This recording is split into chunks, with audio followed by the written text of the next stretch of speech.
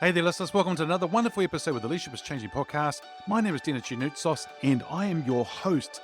And look, I just had a great interview with a gentleman by the name of Naden. And Liam is a person who is a transformative teacher, speaker, and author. He's also the host of a podcast called Let Yourself Off the Hook. Now, Liam has gone from being a multi-millionaire to losing everything and becoming homeless in his mid-40s. He shares his story and about how he's bounced back and how he's doing things differently today. But he also talked about how or have you faced your fear, and interesting kind of comments and discussion we both actually had. The other thing too is that he actually shared a fair bit about the brain. Hence the actual title of this episode being Secrets of the Brain Never Taught. Now, he's actually a guy who talks about the brain, specializes in the brain, and helps others, individuals, go and understand their own brain and so forth. He talks about different parts of the brain. So, let's listen to the interview. Welcome to Leadership is Changing. Each week, we and our guests provide information and insights through exploring leading change. This is taking your leadership to another level by finding the balance between executive excellence and personal well-being through stories that inspire real change. It's time to adapt in our fast-moving world when leadership is changing with your host, Denis Gianoutsos. Hey there, listeners. Welcome to another wonderful episode of the Leadership is Changing podcast. Great to have you here with us again. And I've got a wonderful guest with me today. His name is Liam Naden. Liam, a massive welcome to you. Hello, Denis. Thank you very much for having me here. Excellent. It's great to have you. Now, whereabouts in the world are you today? At the moment, I'm in sunny south of Spain on the coast near Marbella. It's a lovely part of the world to be in winter in Europe. Nice. And, you know, for a lot of our listeners, they'll be picking up that you've got a Kiwi accent. So, but you're living in, well, you're actually based in Spain at the moment, which is wonderful. And so, do you travel a lot, do you? Yes, well, I've been a perpetual traveller for about 13 years. I spent 8 years living on a yacht around Europe. And the last few months, we've swapped that for a motorhome. So we're travelling around Europe on a motorhome. That's great. So that would be a little bit of a different sort of kind of lifestyle. And are you sort of one of these people, what we call a digital nomad? Yeah, I guess you'd call it that. Yeah. Yeah. And Perpetual seeker. yeah. And before you left, say, New Zealand to go traveling or, you know, what else have you done in your life? So in other words, tell us a little bit more about your background. Of course, I've given the listeners a little bit of an introduction to you, but tell us more about you and what you've done. Okay, well, I've always been in business for myself. I suppose you'd call me a serial entrepreneur. I've had 18 different businesses in my life of varying sizes and teams from just me to, you know, teams of salespeople and so on. And along the way, I've always been very consumed and interested in trying to answer the question, how do you get the most out of life? How do you really achieve success? How do you live a life where you're feeling that you're living to your highest potential? So alongside running businesses and developing those, you know, I was always a student of success, studying personal development and spirituality and business courses and things like that too. And that's really the basis of my work now, is helping people to understand really how to achieve that success. And I had a bit of a life-changing event in my mid-40s when I went from being a multi-millionaire and successful businessman to becoming homeless, losing everything. And that really pivoted me into a different direction and taught me a lot of things about how we do create true success in our life. And that also involves how we become a true leader, if that's our role and vocation. Liam, when I work with leaders around the world, there is some of them who are bored in their jobs. They feel like they're achieving something and they're doing really well, but they're not actually fulfilled in life. And so one thing is that when we talk, they're actually wanting to go off and do a business or go and do something else outside of where they are working today. And they have this fear of actually making a decision and taking the leap and going and doing it. Now, for a lot of them, the fear is failure, or the fear is, I might do okay, but I might lose everything. For you, when you went from that multimillionaire scenario of actually being homeless, what was it like for you to go from that scenario to the homeless side? And then what did you do to come out of it? Well, the funny thing is, you mentioned something really key, which is fear. And I think most people their lives are driven by subconscious fears. And when I became homeless, I realized that my entire life I had been driven subconsciously by two fundamental fears. One was the fear of not having enough, of losing what I had and not having enough. And that was what drove me to continually put pressure on myself, set higher goals, always try to achieve more, and really create a lot of stress and problems in my life as along the way, as well as creating some success. And the other fear that many people have, and that was driving me as well, was the fear of not being loved. But ironically, when I lost everything, I had to face and experience both of those fears, the fear of not having anything and the fear of not being loved. Because there I was sleeping on my mother's couch. I had to move into her small apartment and sleep on the couch in the living room.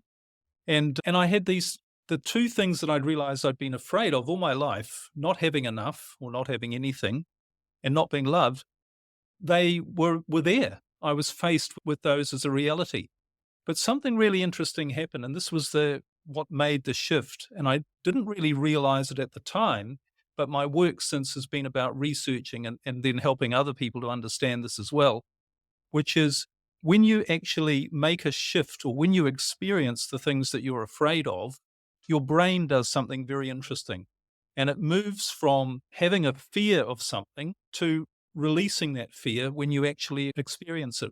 And when you release your fears, you actually activate a different part of your brain. This is actually science-based, what I have discovered and what I'm teaching. And so when I pivoted from being homeless to rebuilding my life, it was through using a different part of my brain. And that part of the brain only becomes activated when you don't have fear. And that's the key to it, really. And I think, in terms of leadership, and as you say, people, they're afraid of doing something different. They're afraid of maybe going after something that they think they might really enjoy, or they're afraid of getting unstuck from where they are and taking a risk, if you like. And it's not really their fault that their fear is keeping them stuck. But what actually happens on a biological level is that when you're afraid, even if it's a subconscious fear, you're using a different part of your brain, a part of your brain that will keep you stuck. So you have to learn how to release those fears so that when you do, you activate another part of your brain, which is the part that will move you forward, that is in fact responsible for all achievement and all moving forward, if you like, and all fulfillment in life. It only comes when you actually use another part of your brain. That is fascinating. I love what you're sharing there. I think that's really cool. And I think the listeners, you will be getting a lot out of this already from Liam, listeners, because some great things he's sharing there. And Liam, this whole topic around the brain, the way we work, the way we think, the way we do things in life is fascinating. It really is. And Liam, I know that you've got a podcast as well. It's called Let Yourself Off the Hook. Is that right? Yeah, that's right. Yeah. Let yourself off the hook. Yeah. And also you're a best-selling author and the creator of Brain Rebalancing. Tell us a little bit more about that. Well, what I've created is a model of how the brain actually works. And it's a science-based model, although I don't use scientific terms because I make it in a way that's much easier to understand. But essentially what it says is, what my model has shown, is that you have 4 parts to your brain. And if you're not using these 4 parts of your brain correctly, you're going to have problems show up in your life. Because the thing is, the brain, in its essence, is nothing more than a machine.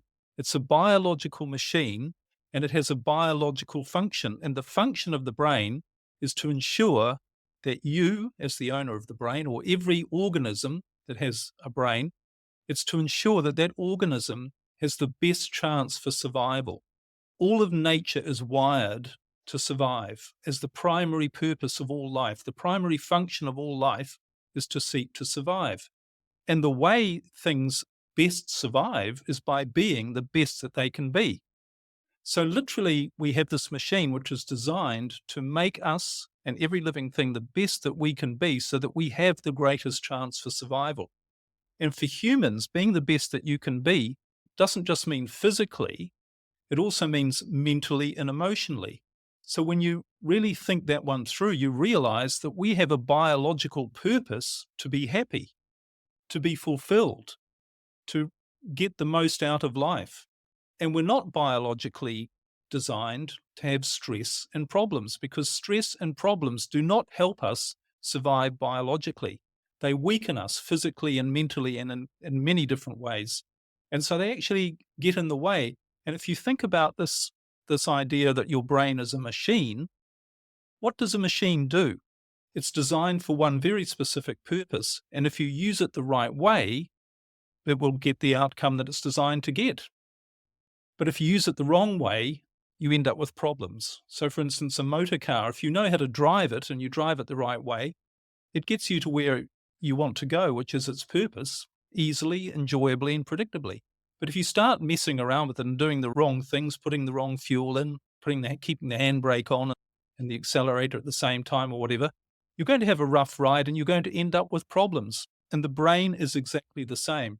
So my 4-part model, what that really teaches people is firstly to understand what the 4 parts of your brain actually are and how they're designed to be used. And most importantly, the one of those 4 parts, or really how all those parts all interact with each other, but how one of the 4 parts is specifically designed to be the master of your life and to guide you down the fastest and easiest path to you being the best that you can be. That's what it's there biologically to do.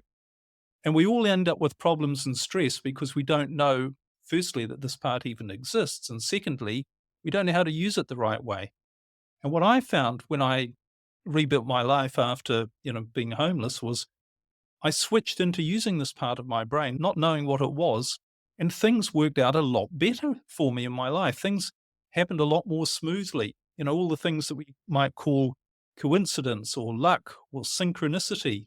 Instead of me trying to force success and chase after success, it was like success was coming after me, and all sorts of unexpected things were happening and good things were happening and things were flowing on a lot better without the stress and problems. So brain rebalancing is about understanding how to move your brain to be using it the right way rather than the wrong way. And when you use it the right way, it's remarkable how your problems seem to just fade away. And you find yourself doing that thing that we're all after, which is really feeling, yes, I am in control of my life. I am being the best that I can be. I am doing what I'm supposed to be doing, and I'm actually fulfilled and happy, and I'm not, dealing with stress and problems all the time instead. I am taking so many notes here right now. It's amazing. So really good, Liam. I love it. And the thing is, the brain, the different parts, the four different parts you're talking about, and there's one area that you're working on. I sort of gather that that's possibly whereby your brain is starting to think about that gratitude, the fulfillment, being happy, and that you are in control, and then things are starting to come to you that way, rather than people who start to think about the fear and the things that they don't want, and then that's what they start to track towards them as well. Is that where that's going, or am I off track there? No, you're describing it pretty well, but in essence, this is a biological process. And the way it works is we have 2 parts to our nervous system. There are actually 3 parts, but there are 2 main parts. And the way your brain operates will determine which one of those you switch on. And one that you switch on will create nothing but problems for you. And the other, if you switch it on, will put you in the flow of life, put you in the state where you're making the right decisions, you're avoiding the wrong decisions, you're coming up with new ideas and new solutions to problems, you're seeing new opportunities, better ways of doing things. It's the place where all of your imagination, your creativity, and it's where all your problem-solving ability, these all originate from this part of the brain, which I actually call the creative. But this is a physical, biological function. It's not just some idea like the subconscious or anything. This is a physical function that happens inside your brain. But the thing is, you can only activate that part of your brain when you don't feel fear, because the emotion of fear, and with it stress, worry, anxiety, anger, frustration, when you feel those things, you're activating, actually, on a biological level, another part of your brain, which is your survival, fight, or flight, which I call your survival brain.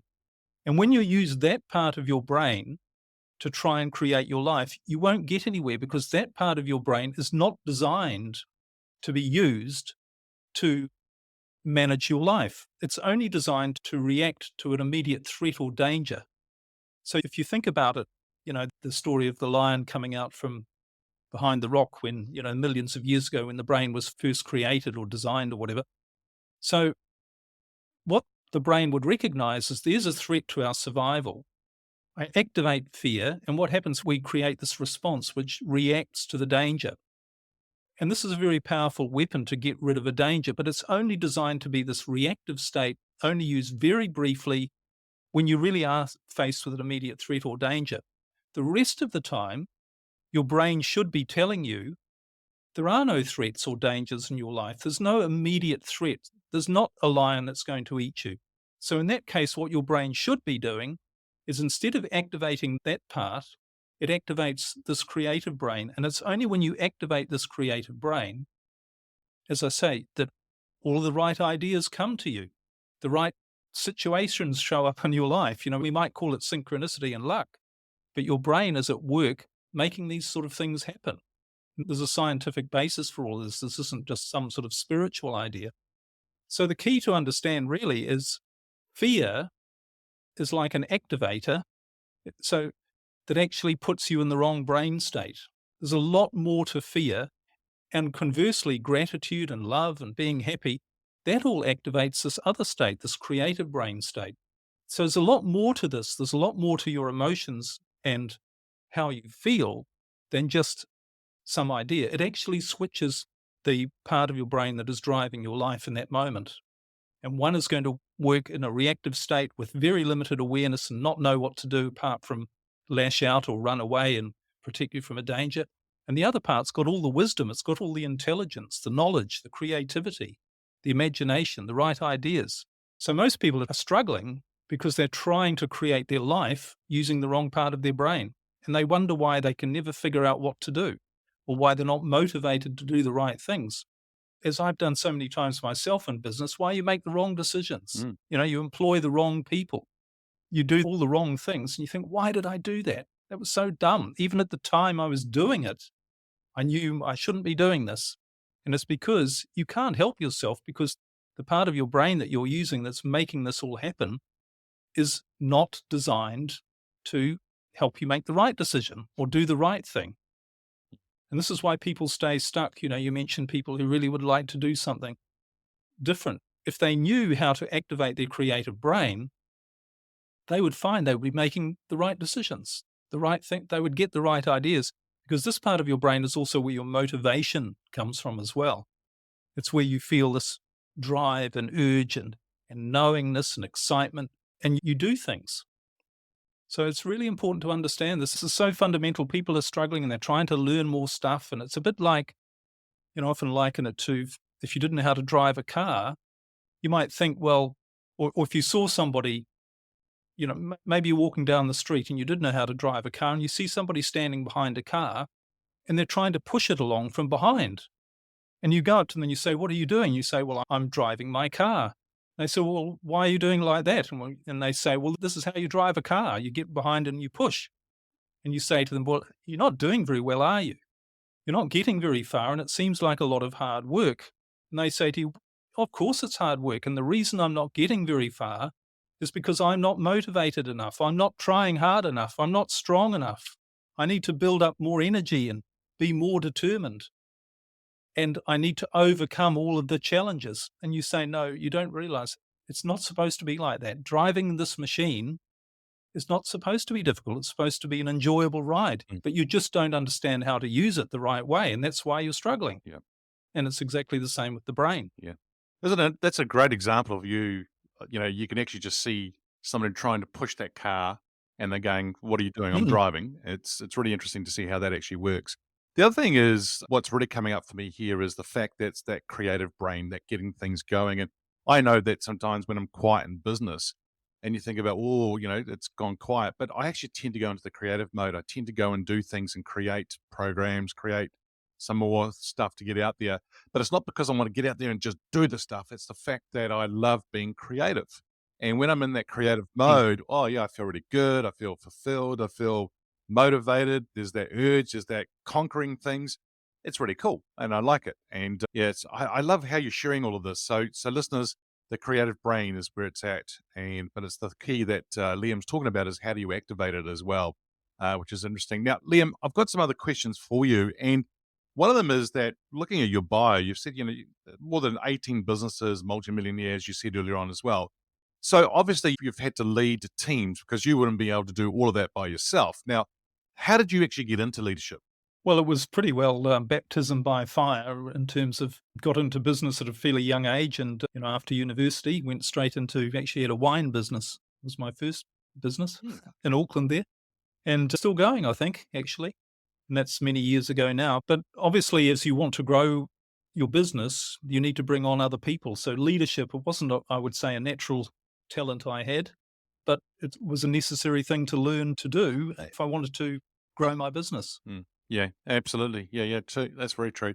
Now, Liam, the other thing too is that you've led people, you've probably studied leaders as well around the world, but also you would have met a lot of leaders and working with them around the brain and so forth. My question to you is, who's your favorite leader and why? Now, this person could be alive or from history, but who's the favorite leader and why? Yeah, well, he's not someone I've actually met. I'm sorry to say, I hope I do one day. But if I was to say to you, I wonder if you can guess who he is. He's the most popular leader of a country in the world. He has an approval rating of more than 90%. In fact, they've just had an election in his country and he received more than 85% of the vote. He's taken the country from the most dangerous country in the world to one of the safest in 3 years, had the highest homicide rate in the world, pretty much.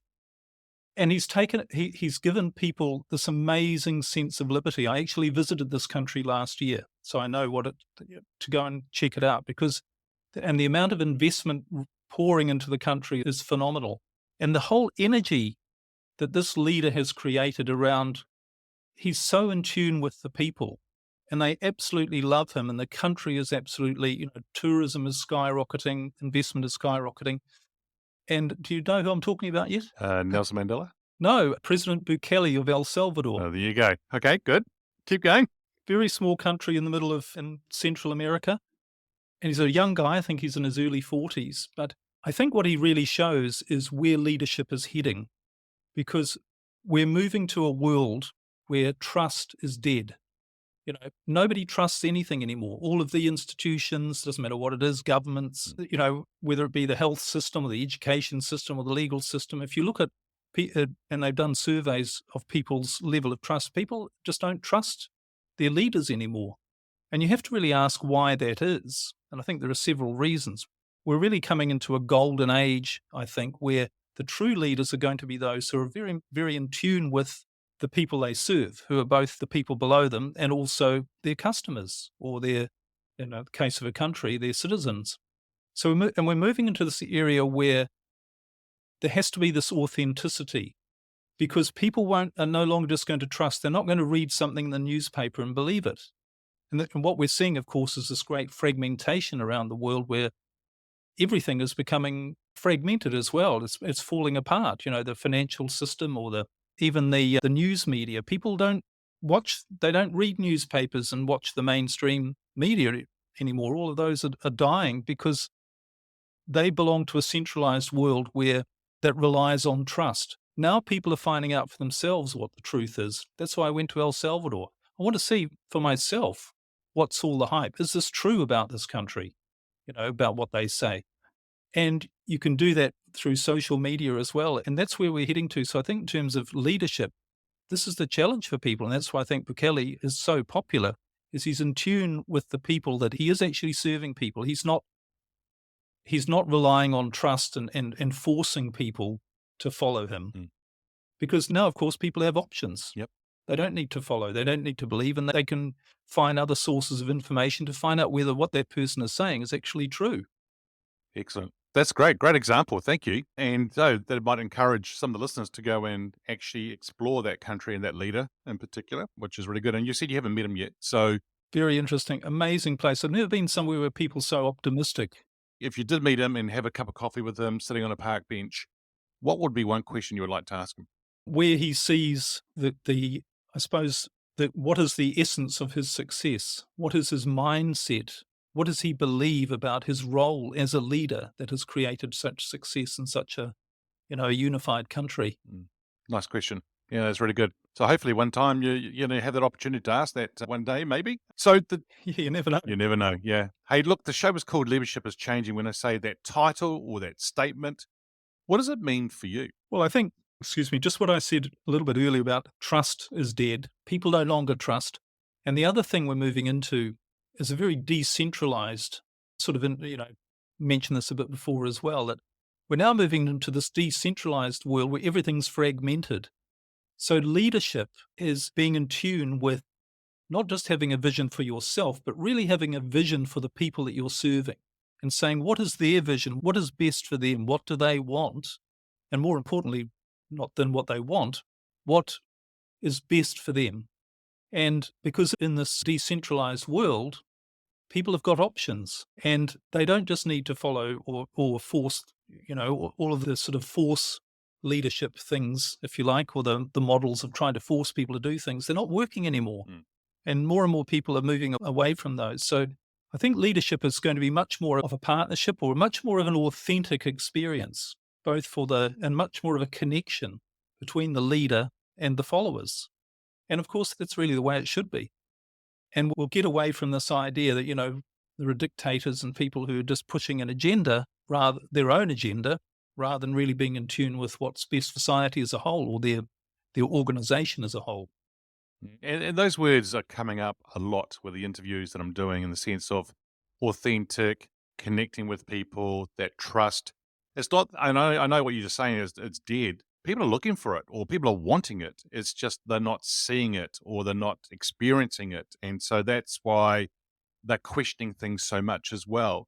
And you're so right in what you're saying. People are looking for that leadership. They're looking for someone who can, the way I say it, Liam, is someone that is influential but someone who's not going to be influential at the expense of others. They're influential with the people. They're in there wanting to help people and they are genuine or, as you said, authentic around it. And I think it's so important that for leaders to be aware of this.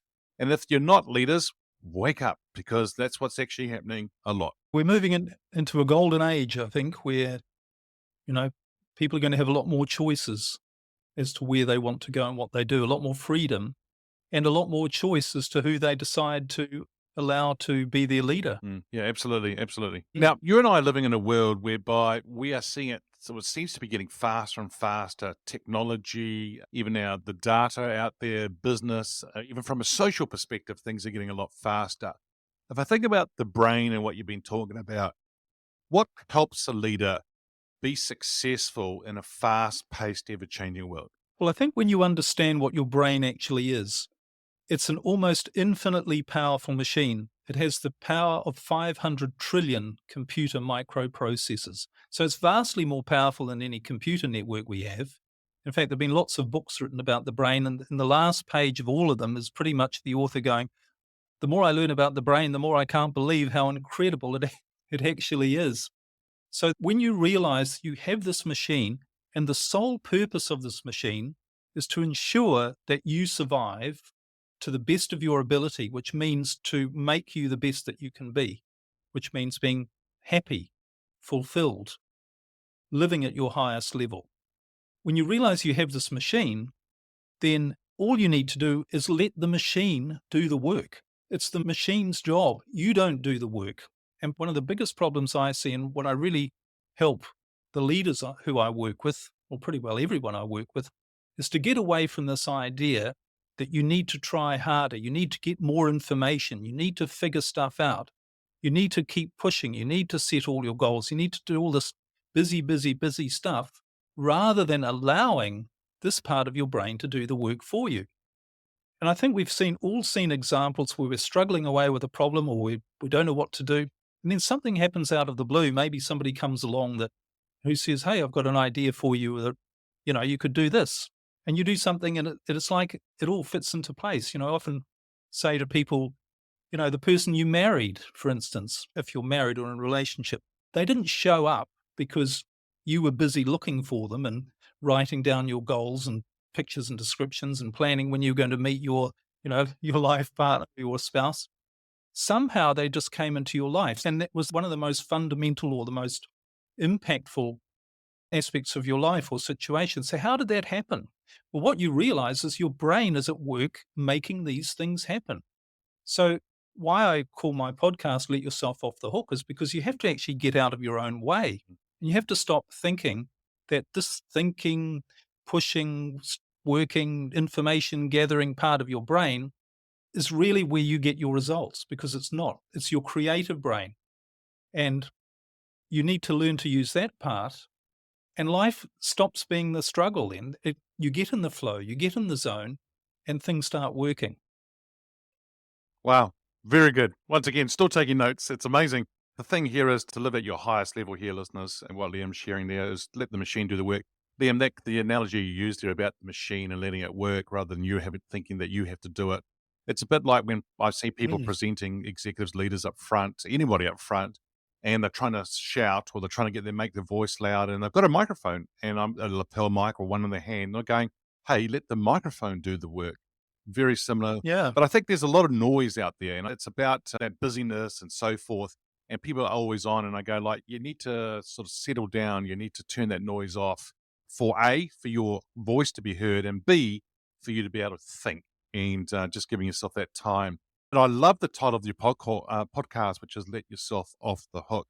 And I think that's probably the key there for a lot of people. Now, Liam, you and I have already talked about, and I think you've already covered off what people are looking for, because the next question was how are employees' expectations of leaders changed? And I think that's what you've already covered it off, being authentic, the trust. It's about having that connection with people and not being forced. And it's that golden age that you're talking about as well. And I've got a feeling that's possibly where you see leadership going in the next 5 years. Where do you see it going? If you got your crystal ball out and looked at the next 5 years, where do you see leadership going?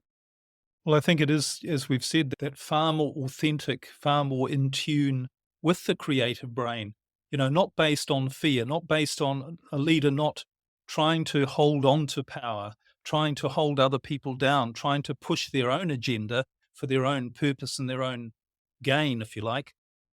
Instead, letting themselves off the hook and using their brain, this creative part of their brain, to do what is best for everybody. That's not based on fear. That's based on creativity, growth, being in the flow, being in the zone, and seeing all of the abundance that comes from that. You mentioned about some of the leaders you talk about when they're on stage. The best speeches, I'm sure you would agree, are when people let go and they're not standing there trying to force it to happen. And they slip into this other state where it's the right stuff is coming out of their mouth. Yep. And the right energy is coming out of them. So where's all that coming from? This is what I call our natural creative state. This is the place where we are being the best that we can be, but we're not forcing things to happen. We're not struggling for it to happen. But what we are doing is we're letting go of this fear, this control, this worry, and we're actually allowing something else to happen, if you like, the magic to happen. Well, that's not magic. This is all biological. And I think that where we're going to go with leaders, we're going to find our leaders, for them to survive, they're going to have to be in that authentic state of operating from who they really are. And we're already seeing that with President Bukele in El Salvador. And, there's the odd other leader who's appearing around the world on a political level. We're starting to say these people are more authentic. They are more interested in their populations, if you like, and the people. They're not just out there pushing their own agenda with their cronies to try and get as rich as possible or whatever. And the other really interesting thing, I don't know if you've been following with blockchain technology, but this whole thing around cryptocurrencies, although it's a bit wider, the use of blockchain, but there are even organizations that are being developed now that have no leader at all. They're actually run entirely by a set of agreements that are all on the blockchain, all on in a computer program, which means that if something happens, then something else will happen. It's all predictable, and it's all managed by the collective, by the group, through the set of protocols, if you like. So, that's the other thing, the whole idea of leadership. To survive as a leader, we're not going to need leaders to do everything for us. People are going to become a lot more self-reliant. We're seeing that with finance, for instance, with the rise of Bitcoin, a totally decentralized form of money that anybody can use, and you don't need anyone's permission and you don't need a leader for it, but you can use it. So you'll have the option to be a part of an organization where you are the leader, you are totally responsible for that aspect of your life. And when you choose a leader, they're going to be somebody who has your interests in resonance with themselves. And that's what's going to create the growth and expansion and the betterment of everyone. Yeah, fascinating. Yeah, it's great prediction. And I think we are starting to see it already. I mean, you're right. And so that authentic state of allowing people to be who they should be, letting go, letting people get on with it is really good. Now, the thing here is, if our listeners are wanting to get a hold of you, Liam, where do they go? Oh, well, I've got a couple of websites. One's actually called Let Yourself Off the Hook. That's probably the easiest way to find me. And I've got a couple of free courses and also my own podcast where I go a lot more detail about how your brain actually works, because people often say to me, oh, yes, well, I've heard about the brain and the subconscious and everything, but they haven't heard about it from a biological perspective.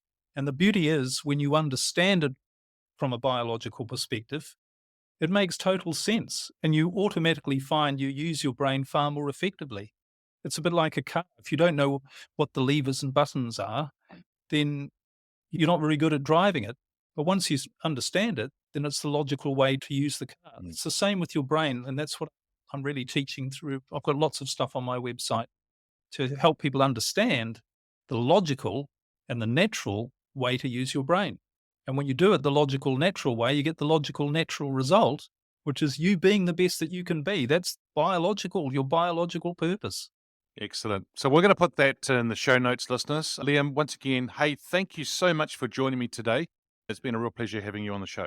There you go, listeners. Well, the thing here is that we need to think about where we're going and how do you want the rest of your life to be is one thing. The second thing is around how you make that shift of letting go of fear and releasing that to be able to get out there and experience what you need to be experiencing in life. Being in that authentic state, it's actually part of our brain. It's the creative brain. It's that piece that we're wanting to get into more. Hey, thanks for joining us on this latest episode today. Until next time, bye for now. Thank you for listening to this episode of Leadership is Changing with your host, Denis Gianoutsos.